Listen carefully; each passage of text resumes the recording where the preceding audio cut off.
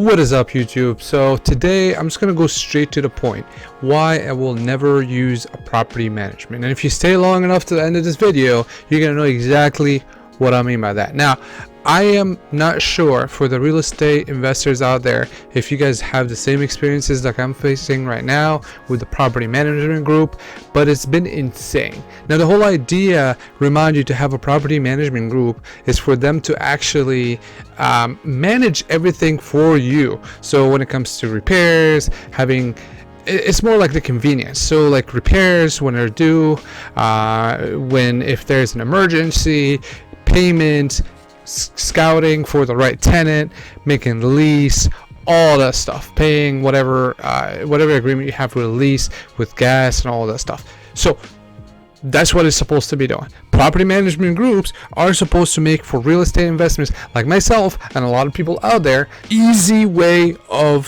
flow, cash flow, automated flow. So that way I can focus on my business. I can focus on making YouTube videos like I'm doing right now. This is what I need to be focusing on. Instead, this whole property management group, every single time the tenant had a problem, what they do is they would send somebody out. Either they fix the problem or you don't fix the problem, and then overcharge. So I'll give you an example. About 2 weeks ago, I had the tenant called me saying there's something in regards to pests being in the basement. So there's some insects. Now I was like, okay, well, all right, well, make a work order like the property management group wants and all that stuff. Now you're gonna ask me and say, well, this is your mistake, Hadar, is that you have the tenant have your phone number. Well, here's the thing, guys, we are in a pandemic and this tenant has not 1 month been late for their payment. So I have the responsibility as a landlord, even though I'm using property management group, that I'm paying them X amount of percent every month to take care of my property, to take care of the tenant's demands or request, to check on my tenants to make sure they're okay. Because even if it wasn't for a pandemic, I always want to make sure that whoever lives in my property is okay. So I called the tenant, and the tenant was extremely frustrated, saying how the property management group has been ignoring the request, and she did call them twice before and all that stuff. So then what I've done was I was like, okay, well, maybe there's some misunderstanding or whatever. So I got ahead and contacted the property management group, and then they did the work order or whatever, and then they got somebody to fix the pest control. Now everything should be okay, right? At this point, everything should be just fine. No, it's not. Guess how much they charged me for pest control? Just guess how much. They charged me $240 for somebody to go down to the basement and take the insects out by spraying some stuff. $240. Now, some of you telling me like, oh, well, it depends. That's not bad. Some of you are going to say, oh, this is horrible. It all depends on what state in the city you are. Now, let me say something. I'm in Pennsylvania, not in Philly. I am in a small town. Okay? I am in a small town in Harrisburg, Pennsylvania. You can look it up. There's only 40,000 people living here. So it's a very small town. So I called, I was like, $240 seems a lot to me. So I called ahead. I got different quotes from pest controllers, and I got the range between 100 to 120 bucks. You heard it, guys, 100 to 120 bucks. So they were overcharging me by 100% almost, right? So here's the thing. I don't mind businesses making money. That's how the scale is. But that's ripping off. Like that's ripping people off. So that's ripping landlords off, right? So now granted, this problem is not the tenant's fault, but it is a problem. So now, lucky for me, I purchased, whenever, I don't know if you guys know this or not. For the people that don't know this, here's a tip. You can always buy a property warranty with the property. So a warranty, whatever. If you there's two ways you can do it.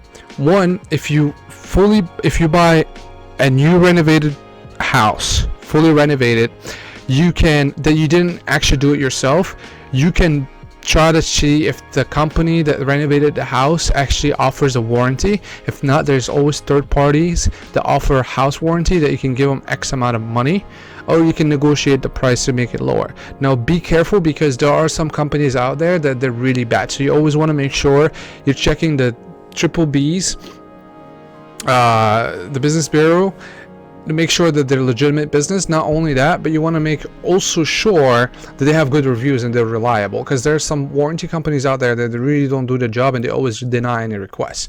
So even when you sign a contract and you pay, you want to make sure you understand exactly what's covered in that warranty and what is not covered in the warranty.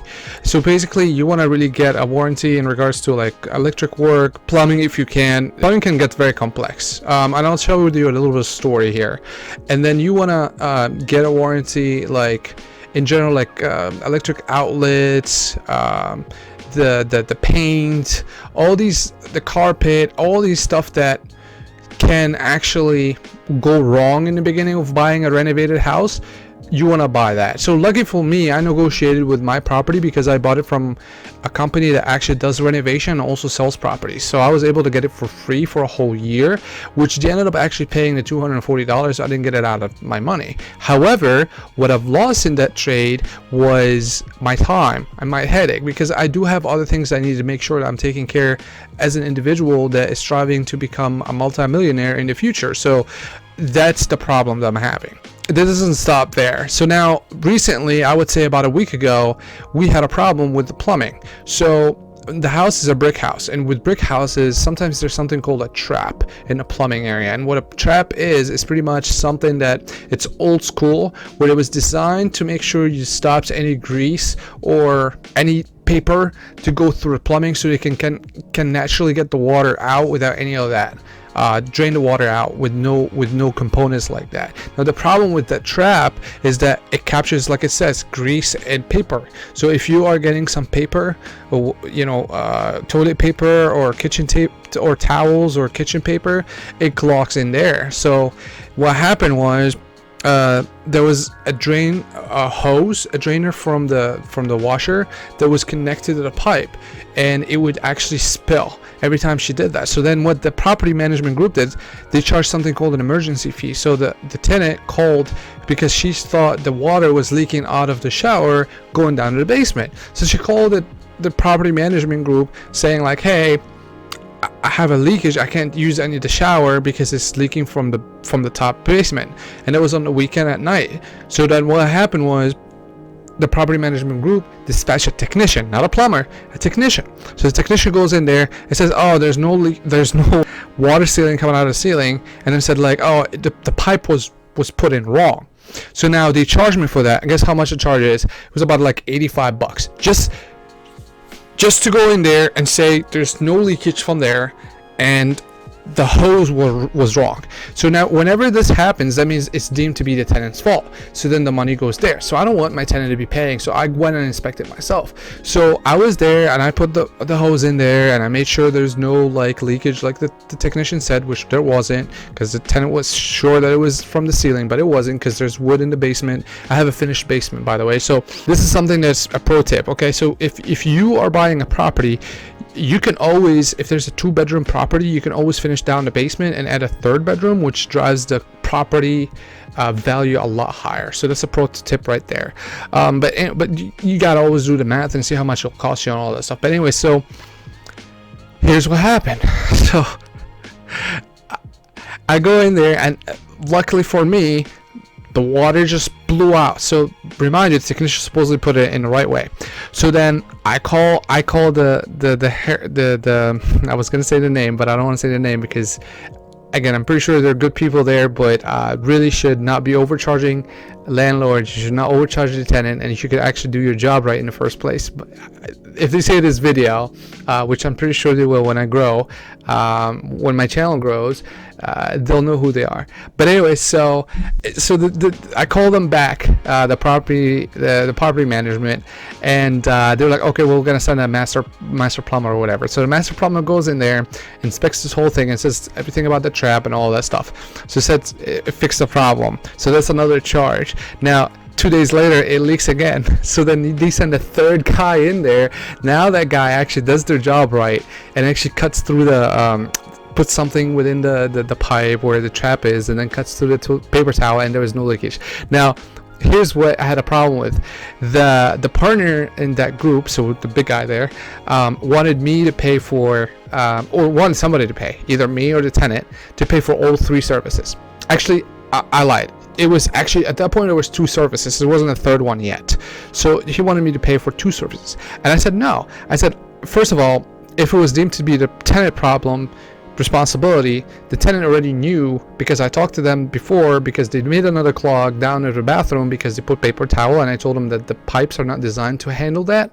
So I paid about $65 out of my own pocket, but I told them moving forward, that will be a responsibility. So the tenant understands not to do that because they have like daughters and stuff. So now they did it again. So I don't want to be paying out of the pocket, because I told the tenant that it's their responsibility to make sure there's no paper towel goes to the pipe.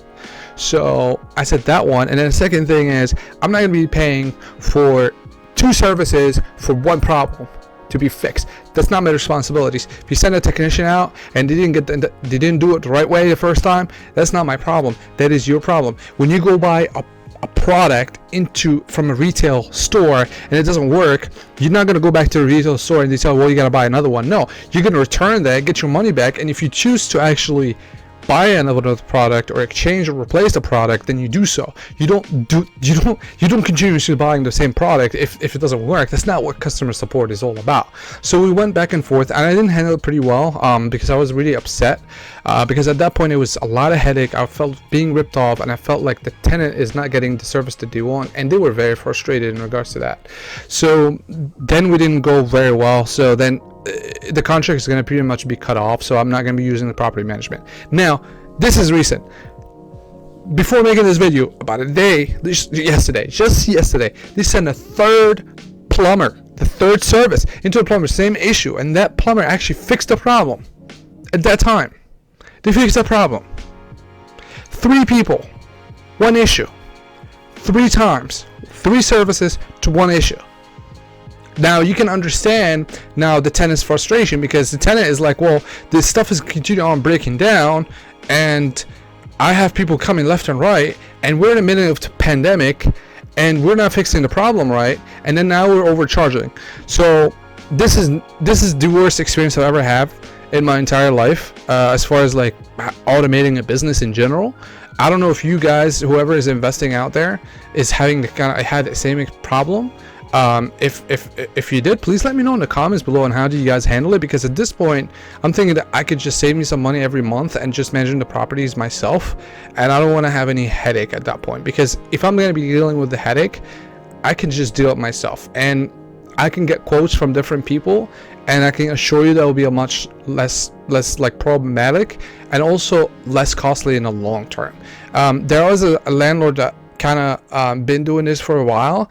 I've been doing it for 20 years that told me, and it was kind of like, I'm not gonna lie to you guys, that was kind of like nervous when I heard that, is that he told me, you know, Hadar, property management groups does not, or companies in general, do not make their money off of the management fee. They make their money off the maintenance fee.